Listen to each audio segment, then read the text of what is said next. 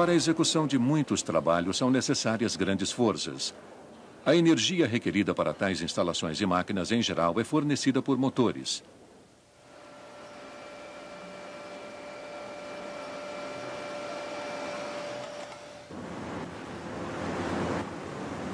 Tal energia gerada pelo grupo de acionamento muitas vezes não é apropriada para acionar diretamente os componentes de trabalho. Por exemplo, neste caso, o eixo de acionamento do motor diesel não pode movimentar diretamente o basculador.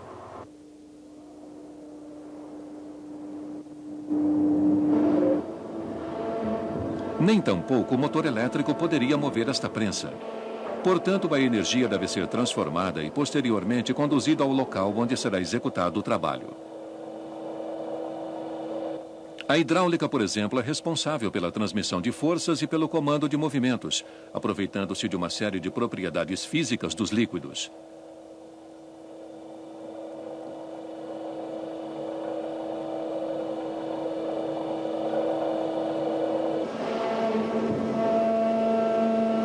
Aqui a principal vantagem da hidráulica. Pode-se transmitir forças muito grandes com precisão, como no caso desta prensa.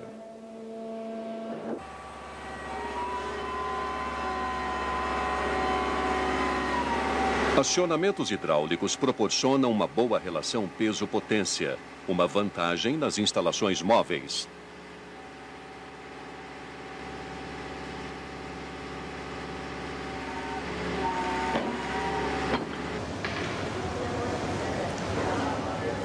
Portanto, pode-se posicionar com exatidão, o que é muito importante no caso de elevadores. Assim, pode-se determinar com precisão as paradas do elevador. Movimentos produzidos por sistemas hidráulicos são uniformes. Além disso, as velocidades podem ser variadas.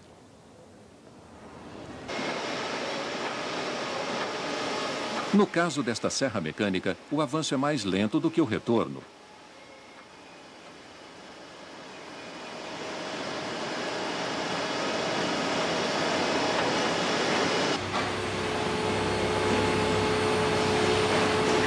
As instalações hidráulicas permitem a elevação de grandes cargas. Isto, por exemplo, é importante no funcionamento de plataformas elevatórias. Neste caso, pode-se proteger o sistema contra sobrecargas de forma simples e eficiente.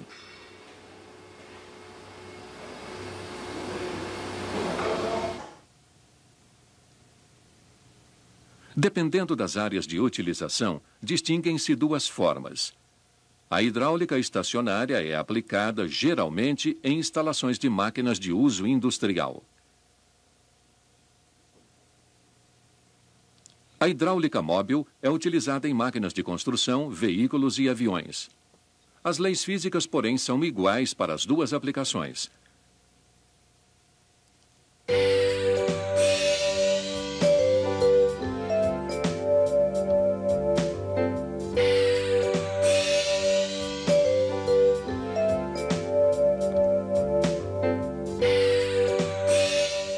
O fluido hidráulico tem várias funções.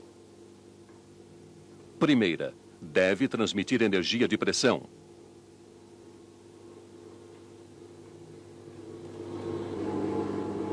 Segunda, assume a lubrificação de partes móveis das instalações e protege as peças metálicas contra a corrosão.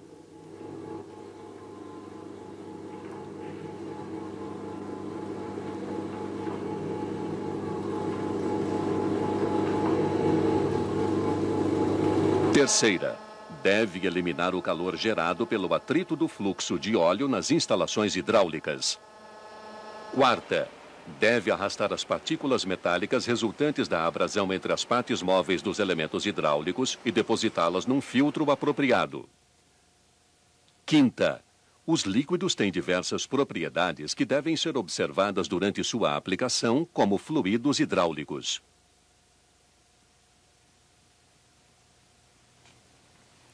A água é um líquido que possui viscosidade muito baixa. Não oferece nenhuma proteção contra a corrosão e apresenta poucas propriedades lubrificantes. Por isso, normalmente não é utilizada como fluido hidráulico. Em geral, encontramos nas instalações hidráulicas óleos minerais e sintéticos. São óleos de baixa viscosidade. Neste caso, temos um óleo de alta viscosidade. Em outras palavras, um óleo grosso. Aditivos podem alterar as propriedades físicas de óleos hidráulicos, tornando-os adaptáveis às mais variadas condições de utilização. A propósito, os óleos hidráulicos, diferentemente do ar, são pouco compressíveis, 0,7% do volume aproximadamente. Este é mais um motivo para obtermos grande precisão nos movimentos realizados por equipamentos hidráulicos.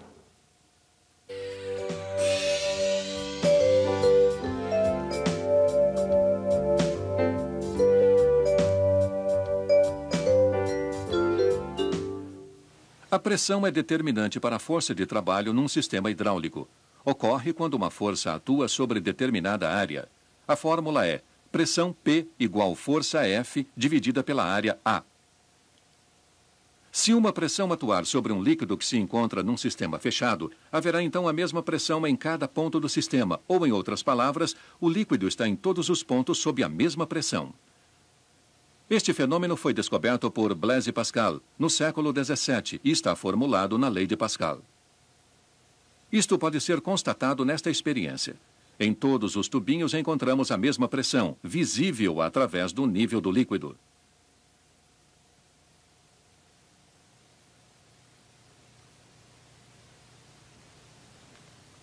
Na prática, isto significa que a força que atua num ponto do sistema hidráulico pode ser aproveitada em outro ponto, uma vez que a pressão propaga-se de forma regular. O valor da vazão é decisivo para a velocidade de trabalho nas instalações hidráulicas. É a quantidade de líquido que percorre uma tubulação durante a unidade de tempo. Podemos expressá-la numa equação. Vazão Q igual volume V dividido pelo tempo T.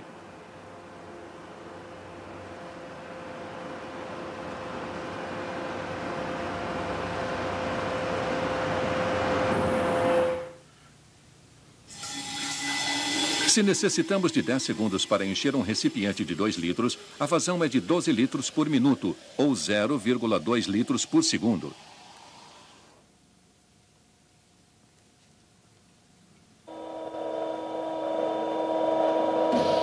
Supondo que, neste caso, a vazão seja de 2 litros por minuto e o volume no lado do êmbolo do cilindro seja de 160 centímetros cúbicos, demoraria então aproximadamente 5 segundos para preenchermos o interior do cilindro com o fluido hidráulico e o êmbolo completar o curso de avanço.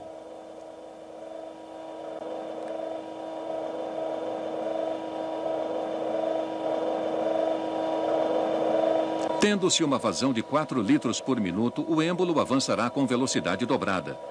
Portanto, concluímos que variações da vazão influenciam a velocidade de trabalho dos acionamentos hidráulicos.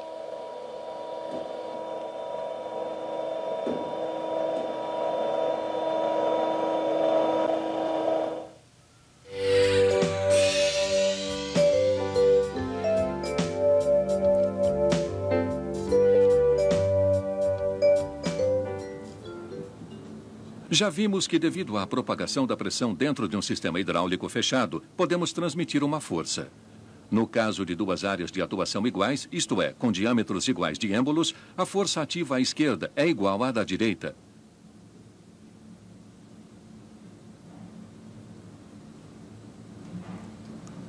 Com pesos iguais, temos um equilíbrio de forças no caso do nosso teste.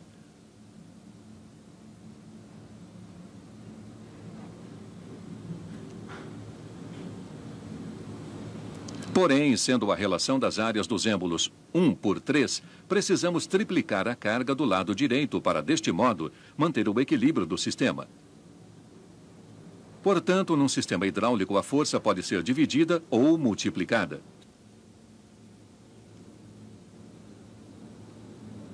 O mesmo conceito aplica-se para o curso. Temos aqui nos dois cilindros as mesmas áreas de êmbolos. Descendo o êmbolo esquerdo até um certo ponto, o êmbolo direito sobe pelo mesmo valor. Tendo o êmbolo direito, porém, uma área 3 vezes maior que o esquerdo, este último percorrerá apenas 1/3 do curso percorrido pelo cilindro esquerdo. Desta forma, podem ser movidas grandes massas com um esforço relativamente pequeno, como no caso de um macaco hidráulico. Em um lado, força pequena e curso grande. No lado oposto, carga grande e curso pequeno.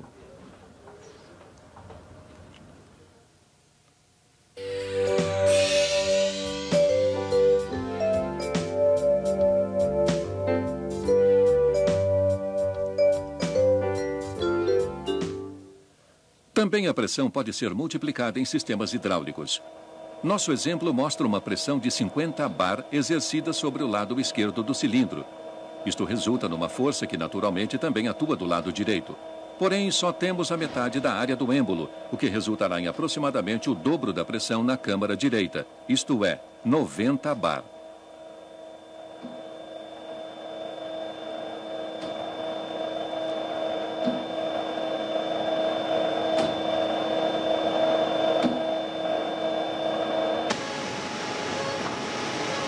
Na prática, a relação de transmissão da pressão somente é aplicada quando se necessita de pressões altas em pontos isolados. Por exemplo, no caso deste cilindro. Desta forma, os custos elevados da instalação de alta pressão podem ser eliminados.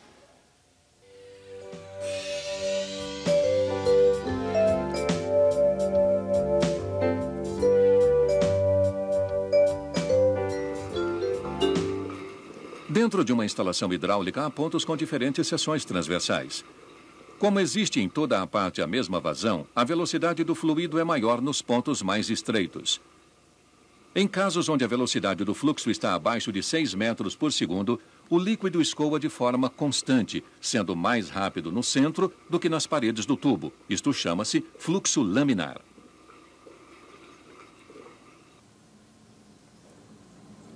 O ponto de estreitamento da seção transversal do tubo, denominado estrangulamento, aumenta a velocidade do fluxo.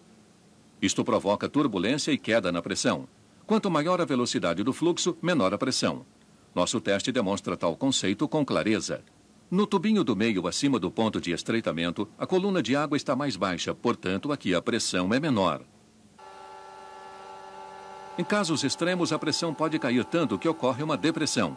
Então, formam-se bolhas de vapor de óleo que, ao passar por um estreitamento, implodem causando ondas de choque e arrancando partículas do material no ponto de passagem. Esse efeito é denominado cavitação e ocasiona fadiga e danos ao material. Na prática, tal fenômeno ocorre principalmente na sucção das bombas, superfícies rebaixadas de componentes e em flancos internos nas válvulas, sempre onde os pontos de estreitamento são mais acentuados.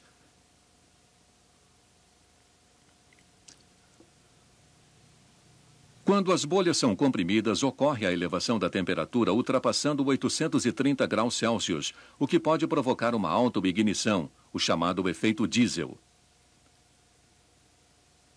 Isto produz danos ao sistema e causa o envelhecimento precoce do óleo hidráulico.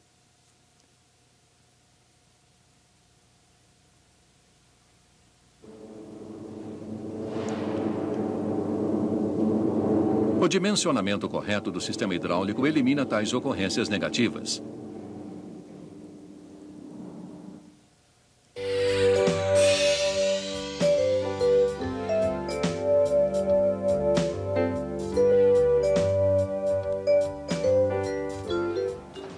Um sistema hidráulico recebe a sua energia de uma fonte externa. No caso deste macaco hidráulico, a sua fonte de energia seria o homem.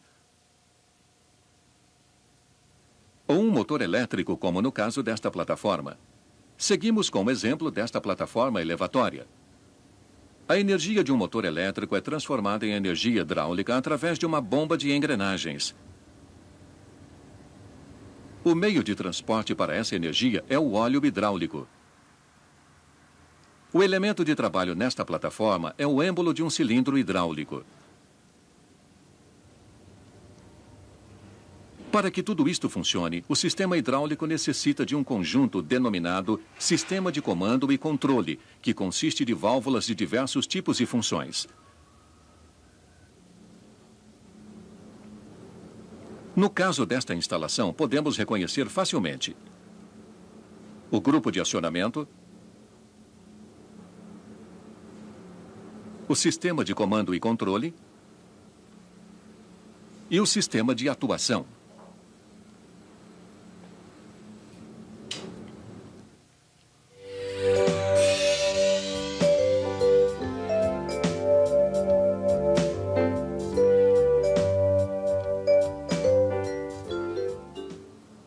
No grupo de acionamento, a energia mecânica é transformada em energia hidráulica e o fluido hidráulico é armazenado. Suas partes principais são o motor de acionamento, válvula de segurança, reservatório de óleo e a bomba. Esta é uma bomba de engrenagem. Ela produz um fluxo contínuo de óleo e funciona da seguinte forma. A câmara de sucção está ligada ao reservatório de óleo. Quando as duas engrenagens giram, há um aumento do volume da câmara toda vez que um dente sai do engrenamento. Com isso, ocorre uma depressão que provoca a sucção do óleo que está no reservatório.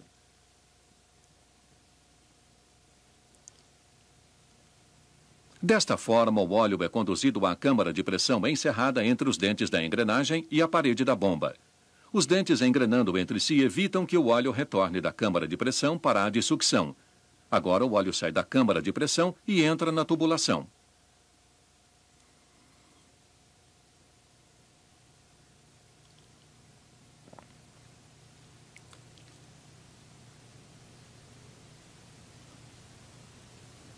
Ao colocarmos uma resistência contra o fluxo de óleo, como por exemplo o atrito nas tubulações, ou no caso da nossa plataforma elevatória, através de uma carga, forma-se uma pressão hidráulica.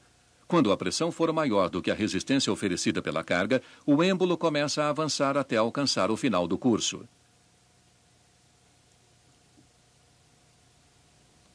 Como a bomba continua a fornecer óleo ao sistema, haverá um aumento de pressão com consequente risco de acidentes. Rompe-se a tubulação e componentes como bomba ou cilindro podem ser danificados. Para que isto não aconteça, existe uma válvula limitadora de pressão que está ajustada à pressão máxima da bomba. Esta somente se abre quando a pressão máxima for alcançada, permitindo que o óleo retorne para o reservatório. O grupo de acionamento é complementado por um manômetro. Esta bomba de engrenagem produz uma vazão constante ou fixa.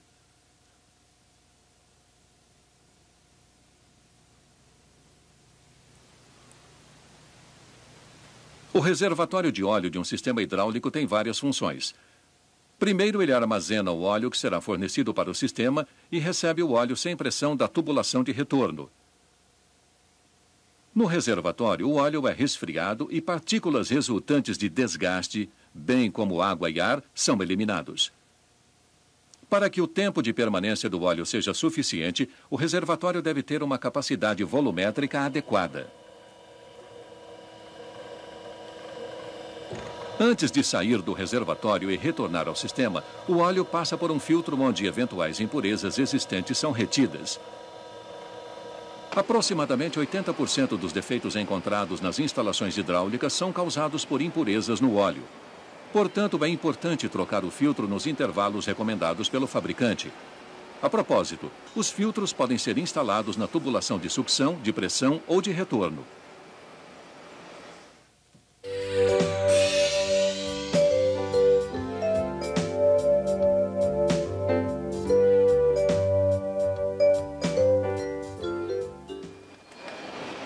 Existem atuadores hidráulicos que transformam energia hidráulica em movimentos lineares. São os cilindros.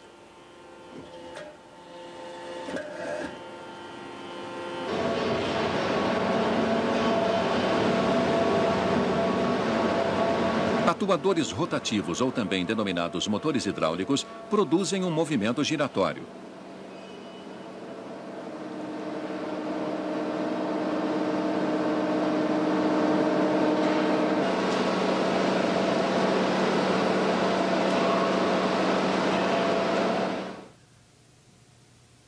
Analisemos os cilindros hidráulicos. Cilindro de simples ação. Este é um cilindro de simples ação com seu símbolo. Tem apenas uma conexão de trabalho. É assim que ele opera.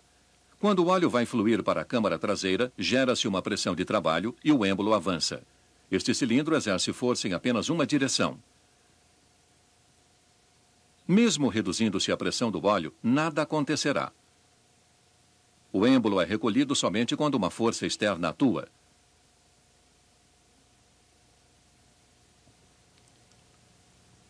A propósito, o êmbolo não veda 100% as câmaras dos cilindros.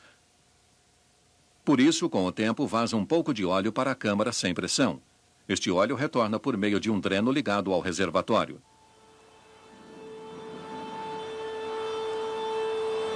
Vemos aqui um cilindro de simples ação em uma mesa elevatória de tesouras.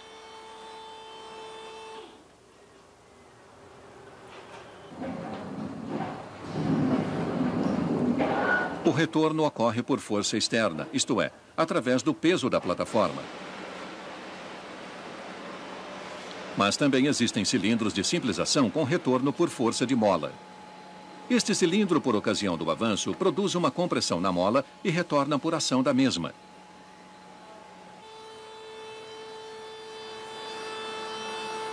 O cilindro de simples ação nesta mesa elevatória de tesouras é um cilindro de construção especial.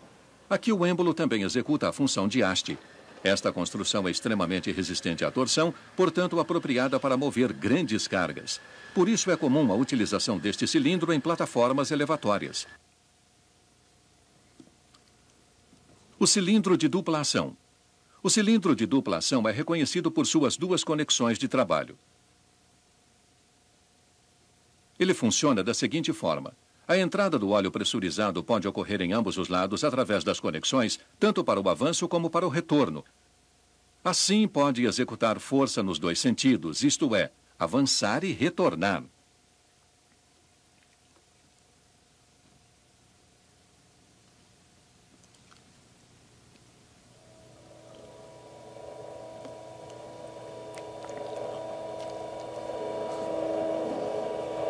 O retorno do cilindro é mais rápido do que o avanço.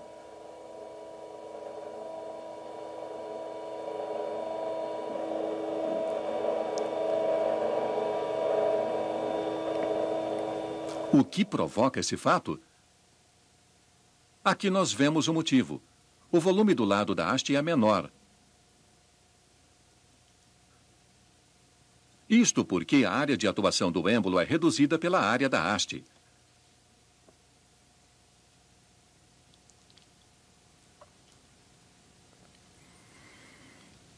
Na prática, muitas vezes são usados cilindros onde a relação de áreas do êmbolo é de 2:1 e, consequentemente, a relação de volume das câmaras traseira e dianteira também. Este cilindro denomina-se cilindro diferencial.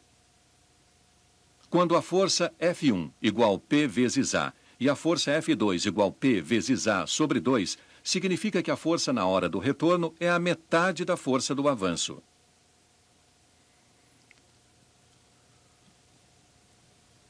Por outro lado, a câmara dianteira é preenchida com óleo da metade do tempo para a mesma vazão. O êmbolo, portanto, retrocede com o dobro da velocidade. Também a vazão do óleo que sai é o dobro, porque no mesmo tempo a quantidade maior de óleo da câmara traseira deve sair. Com isso ocorre uma pressão dinâmica. Tais características físicas devem ser consideradas na ocasião da escolha do cilindro. No caso deste cilindro de uma prensa, a haste do êmbolo tem quase o mesmo diâmetro do que o próprio êmbolo. Portanto, a diferença entre as duas áreas do êmbolo é acentuada. Consequentemente, uma pequena vazão é suficiente para o rápido retorno do cilindro. Nesta direção hidráulica, tanto para a direita quanto para a esquerda, os movimentos devem ter a mesma velocidade. Por isso, empregou-se um cilindro de haste passante, que apresenta a vantagem adicional de movimentar cargas em ambos os sentidos.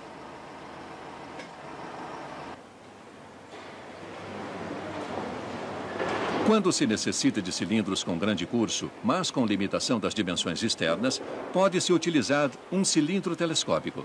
Eles podem ser de simples ou de dupla ação. Falaremos agora de motores hidráulicos. A princípio funcionam como bombas, porém em sentido contrário. Recebem o óleo sob pressão e produzem um momento torsor em seu eixo. O óleo hidráulico sob pressão movimenta as duas engrenagens que compõem o motor. O fluido é transportado através das câmaras para a tubulação de retorno, onde acontece o alívio de pressão, pois só existe a resistência oferecida pela tubulação até o reservatório. Uma característica importante dos motores hidráulicos é o volume deslocado V, isto é, a quantidade de óleo que o motor pode deslocar a cada rotação. O número de rotações é calculado dividindo-se a vazão pelo volume deslocado. Em todos os cálculos para sistemas hidráulicos deve ser considerada a perda por vazamentos internos. Este motor hidráulico que aciona o cabo da ponte rolante transforma energia hidráulica em energia mecânica através de movimentos rotativos.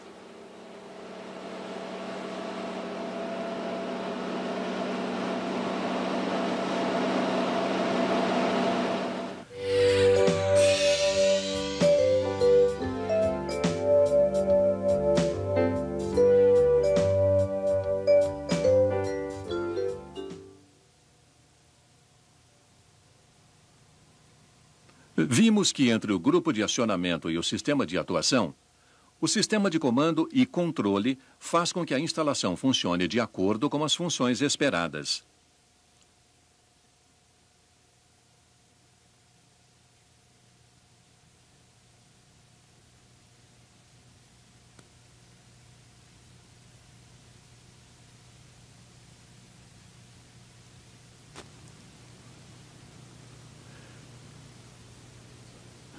São as válvulas que atuam sobre o fluxo de óleo, ou seja, realizam a interface entre o grupo de acionamento e o sistema de atuação. Elas bloqueiam o fluxo, direcionam o fluxo de óleo, controlam a vazão. Neste caso, vemos uma válvula de assento controlando o fluxo do óleo.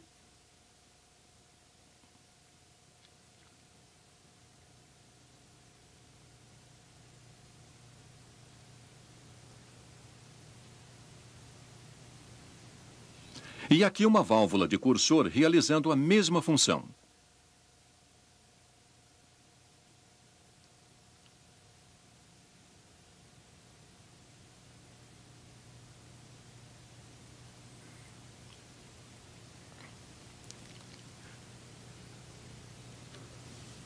No caso das válvulas de assento, uma esfera ou cone é pressionado contra o corpo da válvula e com isso bloqueia a passagem do óleo.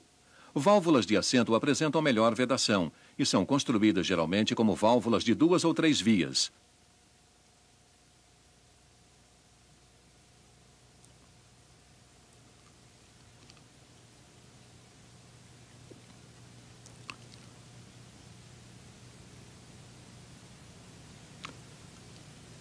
Válvula de distribuição. No caso das válvulas distribuidoras, o carretel que atua no interior da válvula abre ou fecha as vias.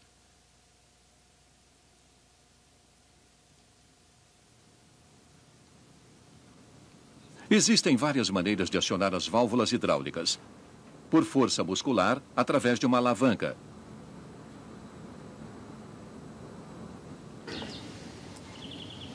Ou com um pedal.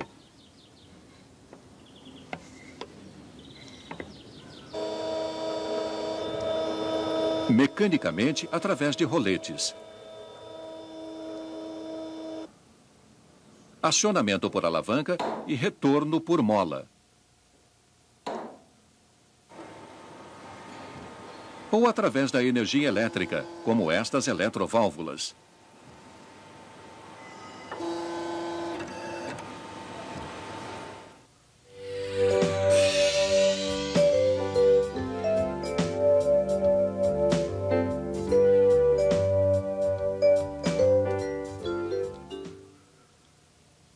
Válvulas direcionais têm a função de comandar o sentido de fluxo do óleo hidráulico. Esta é uma válvula de duas vias, com seu símbolo. Ela tem duas conexões e duas posições de comando. Sua denominação deve-se a este fato. Funciona da seguinte maneira. Numa posição de comando, a passagem do óleo fica bloqueada. Na outra posição, é liberada.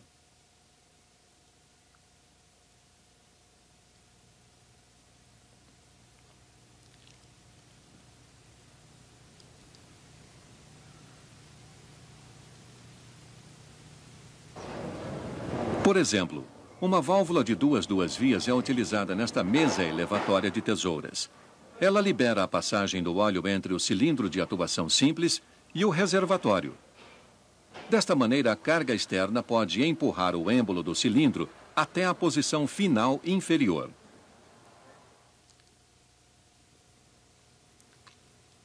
A válvula de duas vias também tem duas posições de comando, porém, três conexões.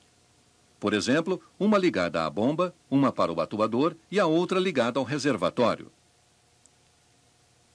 Neste caso, a conexão da bomba está bloqueada, estando a válvula desacionada. Comutando-se a válvula, o óleo escoa para o cilindro, o êmbolo avança. Desacionando-se a válvula, interrompe-se o fluxo do óleo pressurizado. No caso do nosso exemplo, uma força atuando externamente empurra o êmbolo até a posição final de recuo. E com isso, o óleo hidráulico volta ao reservatório, pois a via para retorno está aberta na válvula.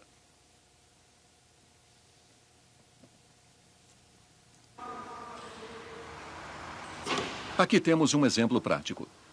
Comutando-se a válvula de duas vias, o óleo pode escoar do cilindro de simples ação para o reservatório. O cilindro recua e a plataforma desce.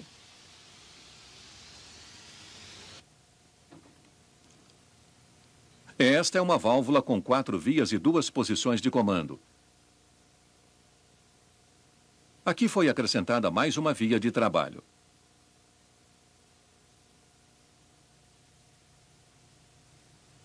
No caso da válvula 2 vias, de acordo com a posição de comando, o fluxo de óleo pressurizado é direcionado a uma das conexões de trabalho. Isto quer dizer que com esta válvula, por exemplo, pode-se movimentar um cilindro de dupla ação. O óleo pressurizado é dirigido à câmara traseira e o êmbolo avança. O óleo da câmara dianteira escoa pela válvula 2 vias para o reservatório. Comutando-se a válvula, inverte-se a direção do fluxo. O êmbolo recua. Portanto, estando a válvula em sua posição inicial, o cilindro avança.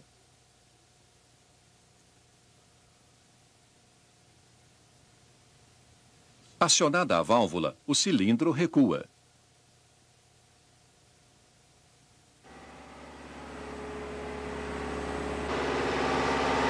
Isto também ocorre aqui.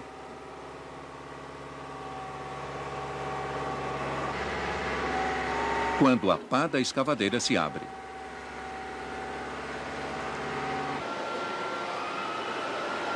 No caso desta válvula de 2 vias, acontece o contrário. Em sua posição inicial, o cilindro está recuado. Acionando-a, ele avança.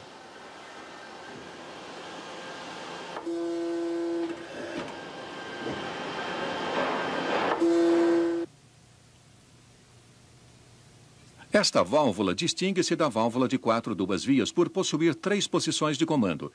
É uma válvula de 3 vias. Na posição central, todas as conexões estão fechadas. Isto quer dizer que há uma sobreposição positiva do êmbolo. Desta forma, definimos o que deve ocorrer quando o êmbolo desta válvula se encontra na posição central.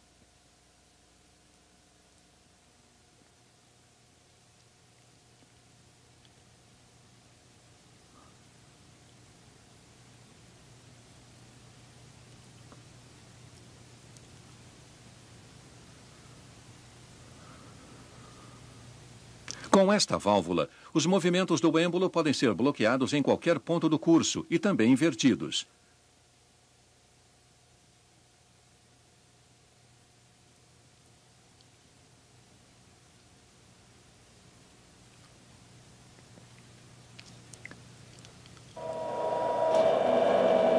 Ou pode-se bloquear um motor hidráulico e, naturalmente, também inverter seu sentido de rotação.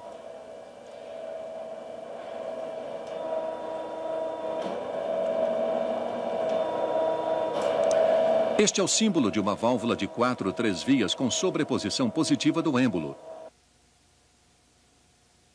No caso desta válvula de 4/3 vias, temos uma sobreposição negativa do êmbolo. Podemos ver que as conexões de entrada e saída do óleo não estão bloqueadas na posição central do êmbolo de comando. Todas as conexões estão interligadas. A sobreposição negativa do êmbolo da válvula se faz necessária quando, por exemplo, um cilindro de dupla ação deve ser movido por uma força externa. Isto só é possível porque a câmara traseira e a câmara dianteira estão praticamente despressurizadas. Sobreposição positiva e negativa do êmbolo podem ocorrer simultaneamente numa válvula de múltiplas posições. A combinação depende do tipo de aplicação.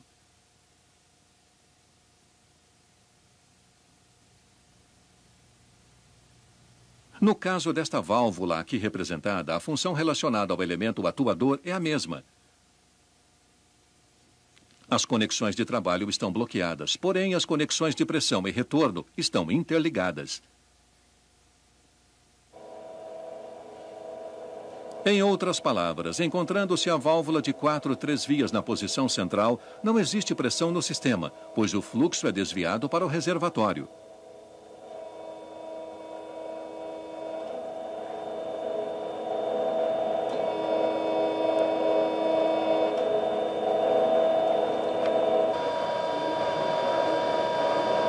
Este teste deixa claro o conceito de sobreposição do êmbolo nas válvulas direcionais.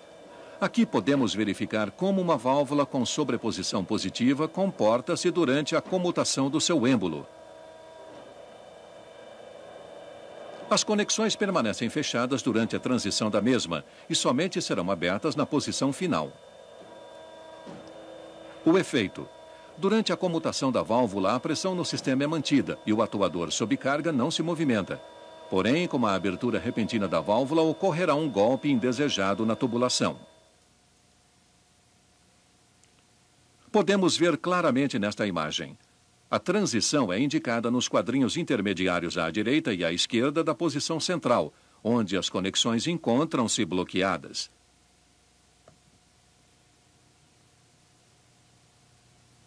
Diferentemente, no caso da sobreposição negativa, todas as conexões permanecem interligadas, enquanto ocorre a comutação.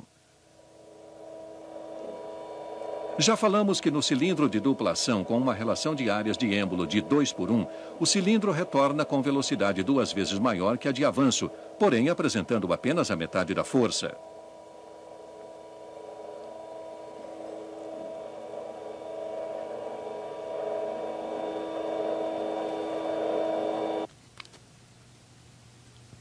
Quando queremos obter velocidades iguais de avanço e de retorno, podemos utilizar um circuito regenerativo, utilizando uma válvula de 3/2 vias. A tubulação da câmara dianteira do cilindro não é, como de costume, conectada à válvula, e sim ligada à tubulação de pressão. Como vemos, existe sempre a pressão total do sistema no lado da haste. Acionando a válvula, teremos pressão tanto na câmara dianteira quanto na traseira. O cilindro se movimenta por conta da relação de áreas do êmbolo. Com isso, o óleo que flui da câmara dianteira incorpora-se ao fluxo fornecido pela bomba, uma vez que ambas as vazões tenham o mesmo valor. O êmbolo avança com velocidade igual àquela do retorno, porém somente com metade da força, se compararmos com o circuito convencional.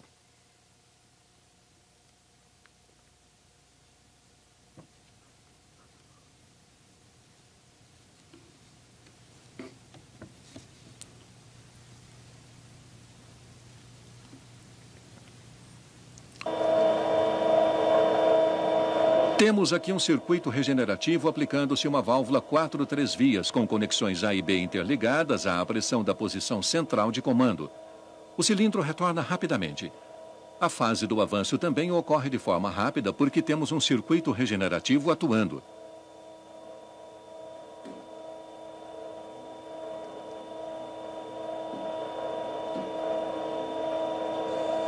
Na segunda fase, o cilindro continua avançando, mas com metade da velocidade inicial.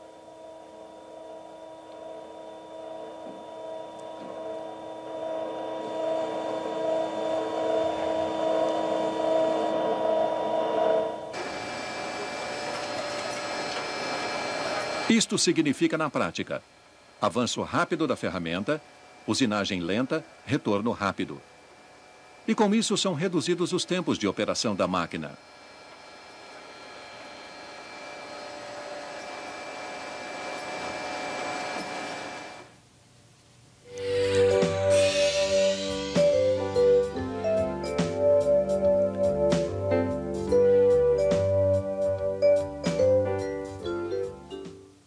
Válvulas de bloqueio permitem o fluxo de óleo num sentido e bloqueiam-no em sentido contrário. Com as válvulas de retorno de assento, consegue-se uma vedação melhor quando bloqueamos o fluxo de óleo. Neste caso, a válvula de retenção permanece fechada pela ação da mola. Quando o óleo começa a escoar no sentido indicado, o cone é pressionado contra a mola, deslocando-se do assento e liberando a passagem do óleo. Havendo fluxo em sentido contrário, este é bloqueado.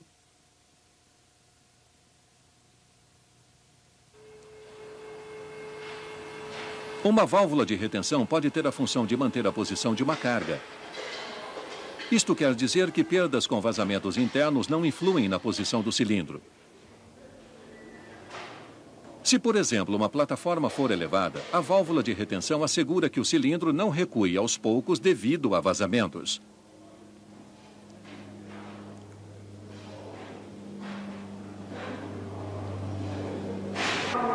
Para que o cilindro recue, o bloqueio gerado pela válvula de retenção deve ser eliminado.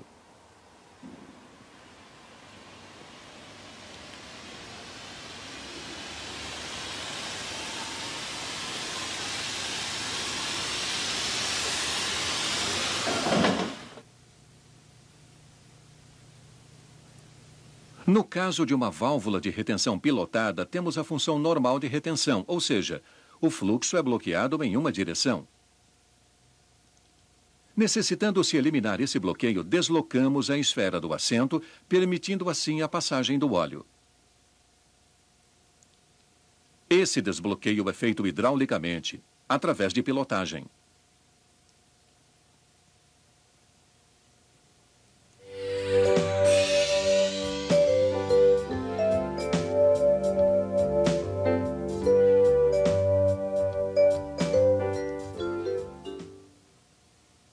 Válvulas de pressão comandam e regulam a pressão do óleo hidráulico no circuito ou em seus elementos.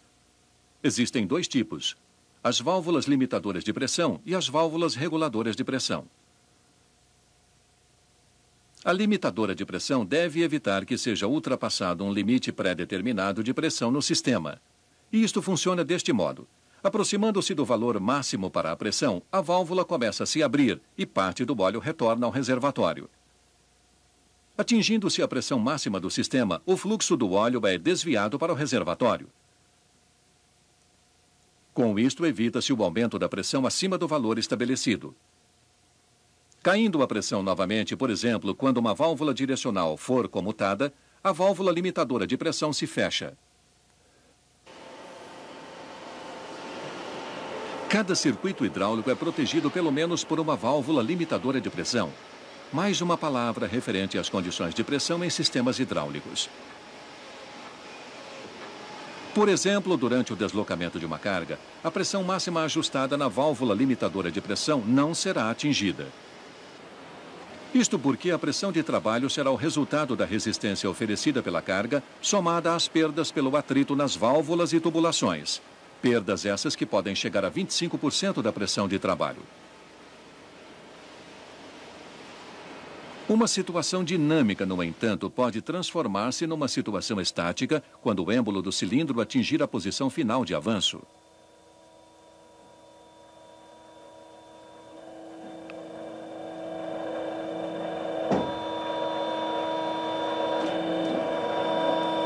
O sistema, portanto, atingirá sua pressão máxima quando o trabalho, neste caso o levantamento da carga, estiver concluído.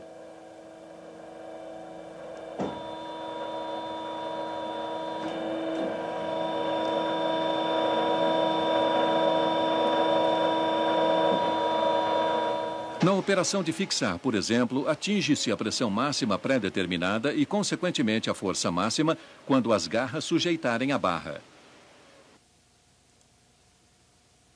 Válvula reguladora de pressão. Se, por exemplo, tivermos um sistema com dois atuadores que devam proporcionar forças diferentes e que, portanto, trabalhem com pressões diferentes, a pressão para um dos atuadores poderia ser limitada a um valor mais baixo através da válvula reguladora de pressão. A pressão na saída da válvula atua sobre um êmbolo de comando. Elevando-se tal pressão, o êmbolo de comando é deslocado contra a mola, pouco antes de alcançar o valor máximo regulado. No caso de um cilindro, quando este alcança sua posição final, a pressão subirá. E isto faz com que o êmbolo de comando bloqueie a conexão de pressão, evitando que a pressão ajustada na válvula reguladora de pressão seja ultrapassada.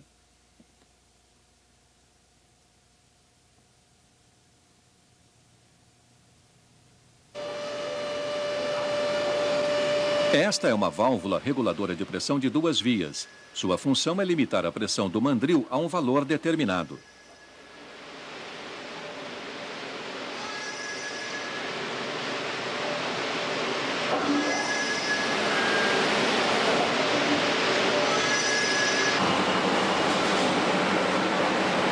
Se esta máquina tivesse uma válvula reguladora de pressão de duas vias, aconteceriam alterações na pressão durante a laminação da rosca.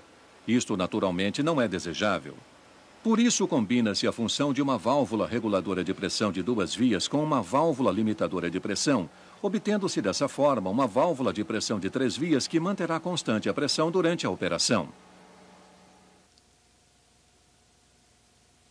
Os picos de pressão são absorvidos, pois o êmbolo de comando da válvula reguladora de pressão de três vias liga as conexões de trabalho e de retorno. Com isto, elimina-se a sobrepressão e a pressão máxima não é ultrapassada.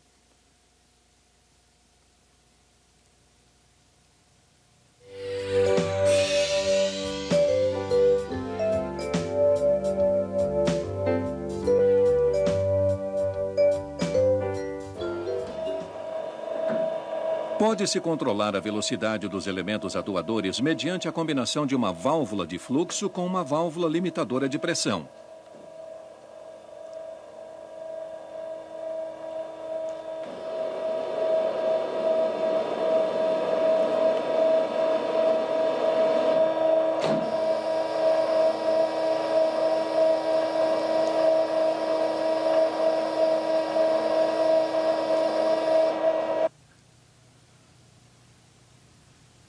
As bombas de deslocamento fixo fornecem uma vazão constante. Isto significa que, havendo um estrangulamento à passagem do fluxo, teremos um aumento de velocidade do fluido e, consequentemente, aumento de pressão antes do ponto de estreitamento.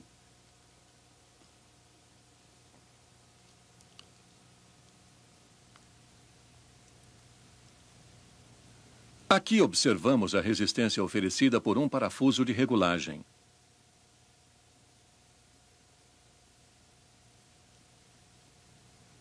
A pressão aumenta na tubulação anterior à válvula. A válvula limitadora de pressão começa a se abrir, dividindo-se assim o fluxo. Deste modo, uma parte escoa para o cilindro e a outra parte retorna ao reservatório.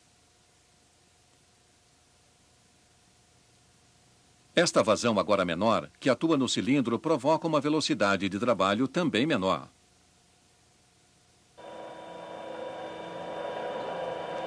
Aqui observamos mais uma característica da válvula reguladora de vazão. Quanto maior a carga, mais lento o avanço.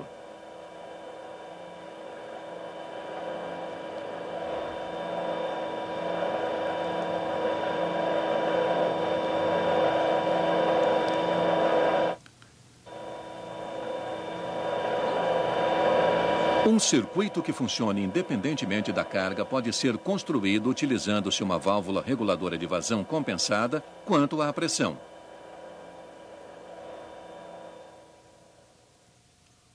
Tal válvula consiste de um parafuso de ajuste e um carretel regulador.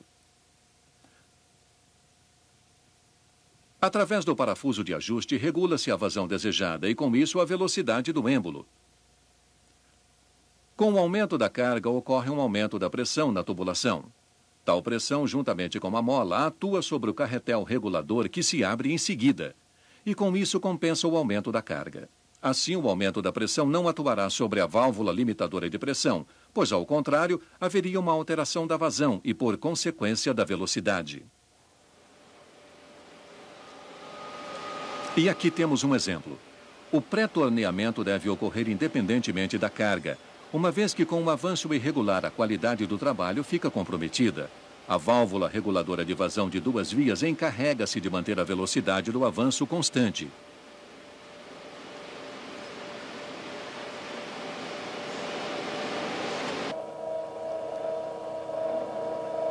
Existem 2 métodos de regulagem de vazão.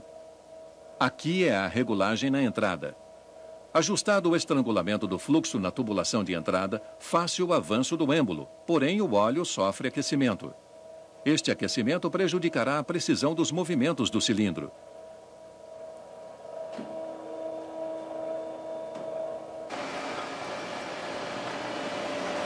Este fato não tem relevância em algumas máquinas, mas no caso deste centro de usinagem, onde se exige precisão, o aquecimento do óleo é indesejável.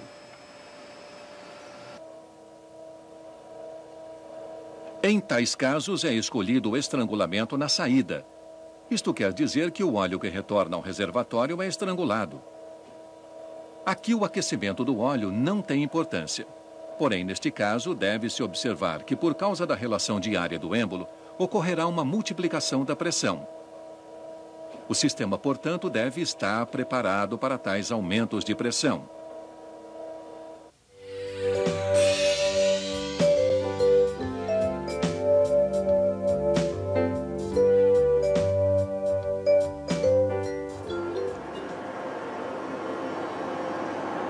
Independentemente da complexidade de um sistema hidráulico, sua metodologia de projeto é sempre a mesma.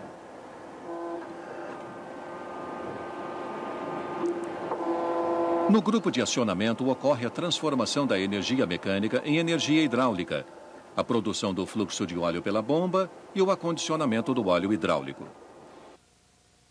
Utilizando o símbolo adequado, podemos representar tudo isso desta forma. Da esquerda para a direita. Manômetro. Embaixo, a válvula limitadora de pressão ajustada à pressão nominal da bomba. Motor. Mais abaixo, localiza-se o reservatório. Acima vem ainda a válvula limitadora de pressão ajustável à pressão desejada no sistema e filtro. Esta é a representação simplificada. Fornecimento de energia e válvula limitadora de pressão do sistema.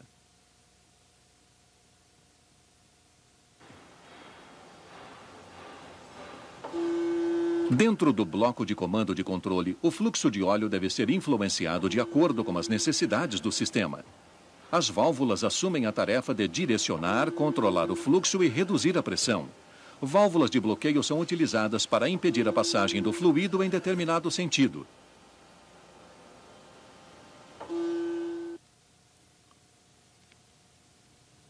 Esta é a representação do bloco de comando e controle de energia dentro do esquema hidráulico. Como vemos, as válvulas são representadas por seu símbolo e as tubulações correspondentes também estão desenhadas. Por fim, temos ainda os elementos responsáveis pelo trabalho, ou seja, os atuadores. Aqui haverá mais uma vez a transformação de energia hidráulica em energia mecânica.